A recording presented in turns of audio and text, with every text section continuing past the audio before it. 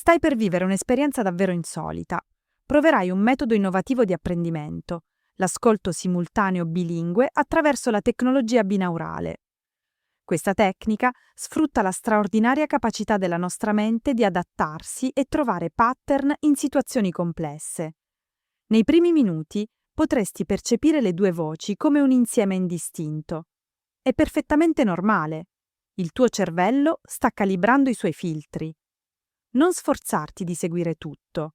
Lascia che la voce in italiano ti guidi attraverso la narrazione, mentre, spontaneamente, assorbi i ritmi e i suoni della nuova lingua. Con ogni ascolto, senza sforzo, i suoni diventeranno familiari, le pause significative, le intonazioni più chiare. Scoprirai che imparare una lingua può essere davvero semplice. Ora, mettiti comodo, indossa le cuffie e lascia che l'esperienza abbia inizio. Author Guy de Maupassant, The Diamond Necklace. The girl was one of those pretty and charming young creatures who sometimes are born, as if by a slip of fate, into a family of clerks. She had no dowry, no expectations, no way of being known, understood, loved, married by any rich and distinguished man. So she let herself be married to a little clerk of the Ministry of Public Instruction. She dressed plainly because she could not dress well, but she was unhappy as if she had really fallen from a higher station. Since with women there is neither caste nor rank, for beauty, grace and charm take the place of family and birth.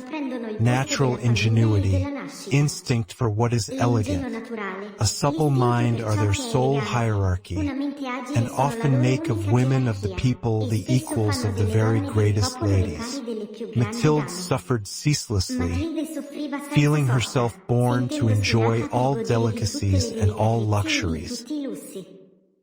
She was distressed at the poverty of her dwelling, at the bareness of the walls, at the shabby chairs, the ugliness of the curtains. All those things, of which another woman of her rank would never even have been conscious, tortured her and made her angry. The sight of the little Breton peasant who did her humble housework aroused in her despairing regrets and bewildering dreams. She thought of silent antechambers hung with oriental tapestry, illumined by tall bronze candelabra, and of two great footmen in knee breeches who sleep in the big armchairs, made drowsy by the oppressive heat of the stove. She thought of long reception halls hung with ancient silk, of the dainty cabinets containing priceless curiosities, and of the little coquettish perfumed reception rooms made for chatting at 5 o'clock with intimate friends, with men famous and sought after, whom all women envy and whose attention they all desire. When she sat down to dinner, before the round table covered with a tablecloth in use 3 days, opposite her husband, who uncovered the soup tureen and declared with a delighted air, "Ah, the good soup! I don't know anything better than that." She thought of dainty dinners, of shining silverware, of tapestry that peopled the walls with ancient personages and with strange birds flying in the midst of a fairy forest. And she thought of delicious dishes served on marvelous plates and of the whispered gallantries to which you listen with a sphinx-like smile while you are eating the pink meat of a trout or the wings of a quail. She had no gowns, no jewels, nothing. And she loved nothing but that. She felt made for that. She would have liked so much to please, to be envied, to be charming, to be sought after. She had a friend, a former schoolmate at the convent, who was rich, and whom she did not like to go to see any more because she felt so sad when she came home. But one evening her husband reached home with a triumphant air and holding a large envelope in his hand. "There," said he, "there is something for you." She tore the paper quickly and drew out a printed card which bore these words: "The Minister of Public Instruction and Madame Georges Ramponneau request the honor of M. and Madame Loisel's company at the Palace of the Ministry on Monday evening, January 18th. Instead of being delighted, as her husband had hoped, she threw the invitation on the table crossly, muttering, "What do you wish me to do with that? Why, my dear, I thought you would be glad. You never go out, and this is such a fine opportunity. I had great trouble to get it. Everyone wants to go. It is very select, and they are not giving many invitations to clerks. The whole official world will be there." She looked at him with an irritated glance and said impatiently, "And what do you wish me to put on my back?" He had not thought of that. He stammered, "Why, the gown you go to the theater in. It looks very well to me." He stopped, distracted, seeing that his wife was weeping. Two great tears ran slowly from the corners of her eyes toward the corners of her mouth. "What's the matter? What's the matter?" he answered. By a violent effort she conquered her grief and replied in a calm voice, while she wiped her wet cheeks, "Nothing. Only I have no gown, and therefore I can't go to this ball. Give your card to some colleague whose wife is better equipped than I am." He was in despair. He resumed, "Come, let us see, Mathilde. How much would it cost? A suitable gown, which you could use on other occasions. Something very simple." She reflected several seconds, making her calculations and wondering also what sum she could ask without drawing on herself an immediate refusal and a frightened exclamation from the economical clerk. Finally she replied, hesitating, "I don't know exactly, but I think I could manage it with 400 francs. He grew a little pale because he was laying aside just that amount to buy a gun and treat himself to a little shooting next summer on the plain of Nanterre, with several friends who went to shoot larks there of a Sunday. But he said, "Very well, I will give you 400 francs, and try to have a pretty gown." The day of the ball drew near and Madame Loisel seemed sad, uneasy, anxious. Her frock was ready, however. Her husband said to her one evening, "What is the matter? Come, you have seemed very queer these last 3 days." And she answered, "It annoys me not to have a single piece of jewelry, not a single ornament, nothing to put on. I shall look poverty-stricken. I would almost rather not go at all." "You might wear natural flowers," said her husband. "They're very stylish at this time of year. For 10 francs you can get 2 or 3 magnificent roses." She was not convinced. "No. There's nothing more humiliating than to look poor among other women who are rich." "How stupid you are!" her husband cried. "Go look up your friend, Madame Forestier, and ask her to lend you some jewels. You're intimate enough with her to do that." She uttered a cry of joy. "True! I never thought of it." The next day she went to her friend and told her of her distress. Madame Forestier went to a wardrobe with a mirror, took out a large jewel box, brought it back, opened it and said to Madame Loisel, "Choose, my dear." She saw first some bracelets, then a pearl necklace, then a Venetian gold cross set with precious stones of admirable workmanship. She tried on the ornaments before the mirror, hesitated and could not make up her mind to part with them, to give them back. She kept asking, "Haven't you any more?" "Why, yes. Look further. I don't know what you like." Suddenly she discovered, in a black satin box, a superb diamond necklace, and her heart throbbed with an immoderate desire. Her hands trembled as she took it. She fastened it round her throat, outside her high-necked waist, and was lost in ecstasy at her reflection in the mirror. Then she asked, hesitating, filled with anxious doubt, "Will you lend me this? Only this? Why, yes, certainly. She threw her arms round her friend's neck, kissed her passionately, then fled with her treasure. The night of the ball arrived. Madame Loisel was a great success. She was prettier than any other woman present, elegant, graceful, smiling and wild with joy. All the men looked at her, asked her name, sought to be introduced. All the attachés of the cabinet wished to waltz with her. She was remarked by the minister himself. She danced with rapture, with passion, intoxicated by pleasure, forgetting all in the triumph of her beauty, in the glory of her success, in a sort of cloud of happiness comprised of all this homage, admiration, these awakened desires and of that sense of triumph which is so sweet to woman's heart. She left the ball about 4 o'clock in the morning.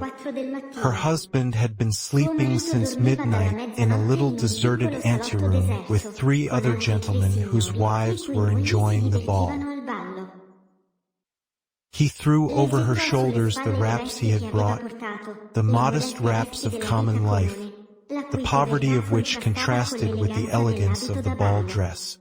She felt this and wished to escape so as not to be remarked by the other women, who were enveloping themselves in costly furs. Loisel held her back, saying, "Wait a bit, you will catch cold outside. I will call a cab." But she did not listen to him and rapidly descended the stairs. When they reached the street, they could not find a carriage and began to look for one, shouting after the cabmen passing at a distance. They went toward the Seine in despair, shivering with cold. At last they found on the quay one of those ancient night cabs which, as though they were ashamed to show their shabbiness during the day, are never seen round Paris until after dark. It took them to their dwelling in the Rue de Martyrs, and sadly they mounted the stairs to their flat. All was ended for her. As to him, he reflected that he must be at the ministry at 10 o'clock that morning. She removed her wraps before the glass so as to see herself once more in all her glory. But suddenly she uttered a cry. She no longer had the necklace around her neck. "What is the matter with you?" demanded her husband, already half undressed. She turned distractedly toward him. I've lost Madame Forestier's necklace," she cried. He stood up, bewildered. "What? How? Impossible!" They looked among the folds of her skirt, of her cloak, in her pockets, everywhere, but did not find it. "You're sure you had it on when you left the ball?" he asked. "Yes. I felt it in the vestibule of the minister's house. But if you had lost it in the street, we should have heard it fall." "It must be in the cab." "Yes, probably. Did you take his number?"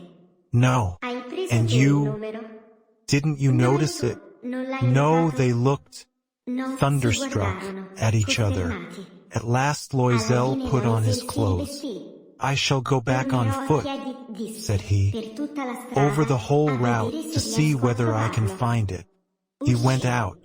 She sat waiting on a chair in her ball dress, without strength to go to bed, overwhelmed, without any fire, without a thought.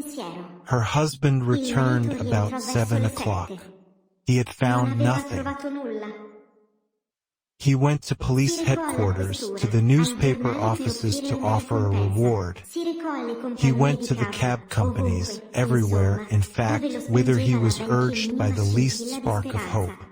She waited all day, in the same condition of mad fear before this terrible calamity.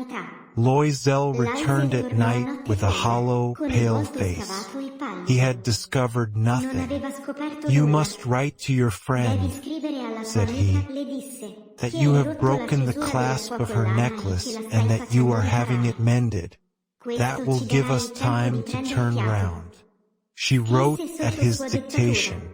At the end of a week they had lost all hope. Loisel, who had aged 5 years, declared, "We must consider how to replace that ornament." The next day they took the box that had contained it and went to the jeweler whose name was found within. He consulted his books. "It was not I, madam, who sold that necklace. I must simply have furnished the case." Then they went from jeweler to jeweler, searching for a necklace like the other, trying to recall it, both sick with chagrin and grief. They found, in a shop at the Palais Royal, a string of diamonds that seemed to them exactly like the one they had lost. It was worth 40,000 francs. They could have it for 36. So they begged the jeweler not to sell it for 3 days yet. And they made a bargain that he should buy it back for 34,000 francs, in case they should find the lost necklace before the end of February. Loisel possessed 18,000 francs which his father had left him. He would borrow the rest. He did borrow, asking 1,000 francs of one, 500 of another, 5 louis here, 3 louis there. He gave notes, took up ruinous obligations, dealt with usurers and all the race of lenders. He compromised all the rest of his life, risked signing a note without even knowing whether he could meet it, and, frightened by the trouble yet to come, by the black misery that was about to fall upon him, by the prospect of all the physical privations and moral tortures that he was to suffer, he went to get the new necklace, laying upon the jeweler's counter 36,000 francs. When Madame Loisel took back the necklace, Madame Forestier said to her with a chilly manner, "You should have returned it sooner. I might have needed it." She did not open the case, as her friend had so much feared. If she had detected the substitution, what would she have thought? What would she have said? Would she not have taken Madame Loisel for a thief? Thereafter Madame Loisel knew the horrible existence of the needy. She bore her part, however, with sudden heroism. That dreadful debt must be paid. She would pay it. They dismissed their servant. They changed their lodgings. They rented a garret under the roof. She came to know what heavy housework meant and the odious cares of the kitchen. She washed the dishes, using her dainty fingers and rosy nails on greasy pots and pans. She washed the soiled linen, the shirts and the dishcloths, which she dried upon a line. She carried the slops down to the street every morning and carried up the water, stopping for breath at every landing. And dressed like a woman of the people, she went to the fruiterer, the grocer, the butcher, a basket on her arm, bargaining, meeting with impertinence, defending her miserable money, so by so. Every month they had to meet some notes, renew others, obtain more time. Her husband worked evenings, making up a tradesman's accounts, and late at night he often copied manuscript for 5 sous a page. This life lasted 10 years. At the end of 10 years they had paid everything, with the rates of usury and the accumulations of the compound interest. Madame Loisel looked old now. She had become the woman of impoverished households, strong and hard and rough, with frowsy hair, skirts askew and red hands. She talked loud while washing the floor with great swishes of water. But sometimes, when her husband was at the office, she sat down near the window and she thought of that gay evening of long ago, of that ball where she had been so beautiful and so admired. What would have happened if she had not lost that necklace? Who knows? Who knows? How strange and changeful is life. How small a thing is needed to make or ruin us. But one Sunday, having gone to take a walk in the Champs-Élysées to refresh herself after the labors of the week, she suddenly perceived a woman who was leading a child. It was Madame Forestier, still young, still beautiful, still charming. Madame Loisel felt moved. Should she speak to her? Yes, certainly. And now that she had paid, she would tell her all about it. Why not? She went up. Good day, Jean. The other, astonished to be familiarly addressed by this plain good wife, did not recognize her at all and stammered, "But, Madame, I do not know. You must have mistaken. No. I am Mathilde Loisel." Her friend uttered a cry. "Oh, my poor Mathilde, how you are changed." "Yes, I have had a pretty hard life since I last saw you in great poverty, and that because of you, of me." "How so? Do you remember that diamond necklace you lent me to wear at the ministerial ball?" "Yes." Well, I lost it." "What do you mean?" "You brought it back." "I brought you back another exactly like it, and it has taken us 10 years to pay for it. You can understand that it was not easy for us who had nothing. At last it is ended, and I am very glad." Madame Forestier had stopped. "You say that you bought a necklace of diamonds to replace mine?" "Yes. You never noticed it. Then, they were very similar." And she smiled with a joy that was at once proud and ingenuous. Madame Forestier, deeply moved, took her hands. "Oh, my poor Mathilde! Why? My necklace was paste. It was worth at most only 500 francs.